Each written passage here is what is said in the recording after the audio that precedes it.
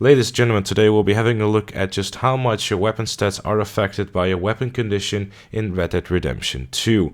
I've taken two Gtamen revolvers fully upgraded and have one of them being a perfect condition version and the other one being an extremely poor condition version as well. Using the exact same weapon will just give a nice overview on just how much the effect actually is. And as a little bonus, I started off by checking just how much the weapon is affected by firing shots. And it seems that if you want to lose 1 bar of condition of your weapon, then you need to fire a total of 80 bullets. The way to decrease your weapon condition the quickest though seems to be by going into the water, as it was draining pretty quickly.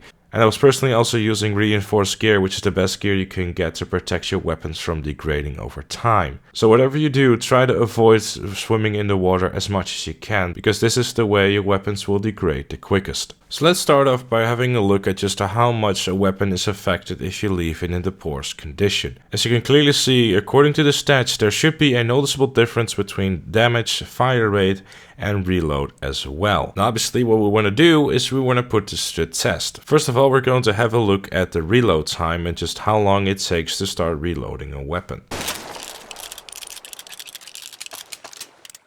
Then it was time to have a look at the fire rate.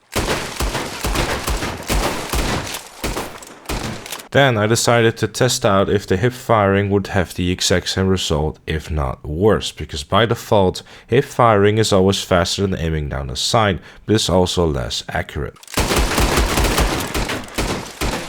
Now an interesting thing that I found as well, that even though the weapon doesn't really say it, it does seem that the accuracy of the weapon is affected as well, as you can see by the comparison screenshots that I've taken from both aiming down sight and firing from the hip. I've highlighted the bullet entry points with some Photoshop magic, so it's clear to see where exactly the bullets have hit. Now I know it's only a shot from 4 max, but it should give you a pretty good indication of how the accuracy is affected. Now to test the damage, what I did is I found myself a couple of Lemoyne raiders who were terrorizing the neighborhood anyway, and I lined them up to test how the damage is affected. For the poor condition revolver, what happens is you need to fire an extra bullet compared to a perfect condition revolver, so the damage is definitely affected.